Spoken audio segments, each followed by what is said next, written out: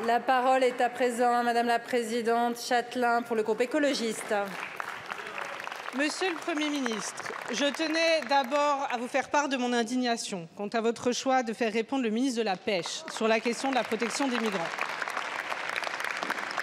Le 21 novembre, la Cour pénale internationale a émis des mandats d'arrêt contre Benyamin Netanyahou et Mohamed Deif. Cette décision est un pas significatif vers la paix et la justice pour toutes les victimes civiles depuis le 7 octobre. La Cour pénale internationale a pris cette décision avec responsabilité et gravité. Elle a établi sur des motifs raisonnables que Benyamin Netanyahou s'est rendu coupable de crimes contre l'humanité pour meurtre, persécution, utilisation de la famine comme arme de guerre. Lui et son gouvernement ont privé et privent encore sciemment la population civile de Gaza de nourriture, d'eau, de médicaments, de carburant et d'électricité. Cette décision fera date. Elle rappelle la France et l'Union européenne à leurs responsabilités. Pour la première fois, un dirigeant soutenu par les pays occidentaux est visé par une telle mesure. Cette décision doit amener tous les pays à remettre en question leurs relations avec le gouvernement israélien. Il est temps d'en finir avec les doubles standards et les faux-semblants hypocrites. Le droit international s'applique de la même manière pour Assad, pour Poutine, pour Netanyahou. Alors, Monsieur le Premier ministre, pouvez-vous nous dire quelles mesures concrètes votre gouvernement entend prendre pour faire respecter le droit international et faire en sorte que la France ne soit pas complice des actes qualifiés par la CPI de crimes contre l'humanité?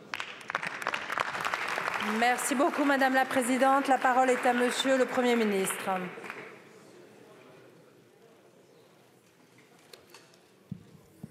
Merci, Madame la Présidente. Mesdames et Messieurs les députés, est-ce que je peux, Madame la Présidente, d'abord saisir l'occasion que j'ai exprimée à l'instant pour la première fois dans cette séance pour dire, Madame la Présidente de l'Assemblée nationale, que le gouvernement se joint à l'hommage que vous avez rendu à André Lajoigny. Je l'ai connu personnellement, je l'ai respecté, et nous avons beaucoup travaillé ensemble et je voudrais dire simplement à ses amis et camarades du Parti communiste que nous partageons leur peine.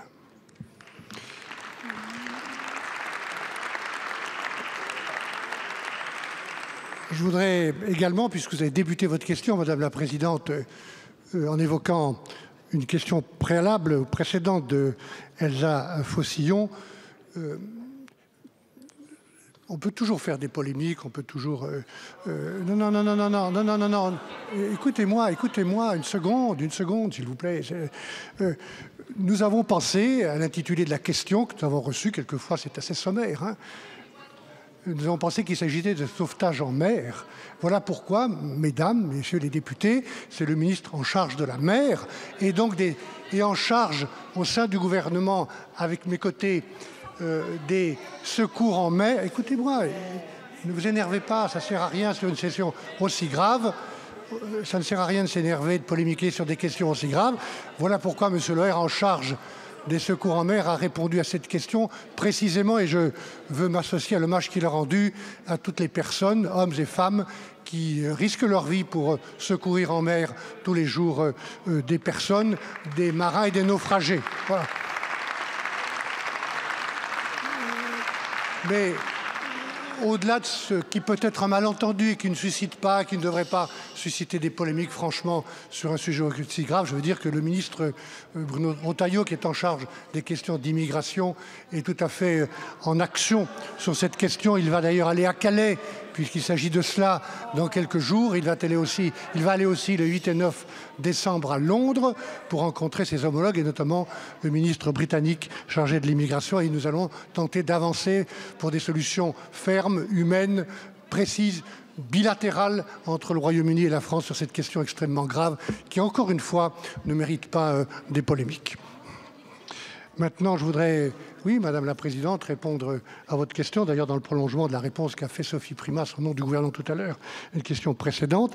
Vous avez raison de rappeler que la Chambre préliminaire de la Cour pénale internationale vient de délivrer, le 21 novembre, des mandats d'arrêt visant le Premier ministre israélien, l'ancien ministre de la Défense de l'État d'Israël, ainsi que le chef militaire du Hamas.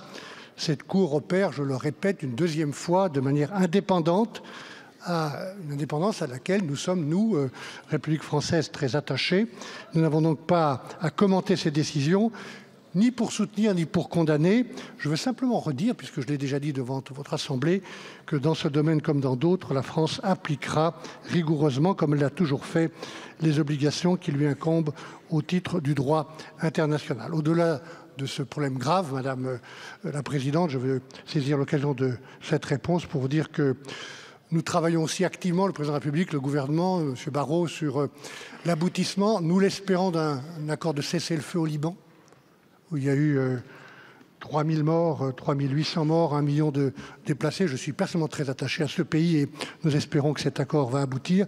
Et nous continuerons, toute la diplomatie française, d'agir pour que cesse ce conflit au Proche-Orient, que les otages, tous les otages, dont 2 de nos compatriotes, soient le plus rapidement libérés, qu'il y ait un cessez-le-feu, que l'on puisse repartir avec des bases politiques et diplomatiques vers la création de 2 États, celui d'Israël et celui de la Palestine, vivant côte à côte et se respectant. Je vous remercie, Monsieur le Premier ministre. Madame la Présidente.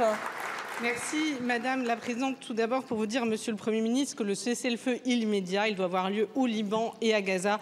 Au Liban où en ce moment même, Israël est en train de faire des frappes. La deuxième chose, c'est votre ministre a également dit que la France appliquera le droit international, mais il a refusé de répondre à la question de savoir si Benyamin Netanyahou serait arrêté s'il venait sur notre sol. Monsieur le Premier ministre, nous avons besoin de clarté. Quand vous dites appliquer le droit international, est-ce que ça veut dire que dans l'hypothèse où Benyamin Netanyahou viendrait en France, il serait arrêté? Je vous remercie, Madame la Présidente Châtelain. La parole est à présent à Monsieur Guillaume Bigot pour le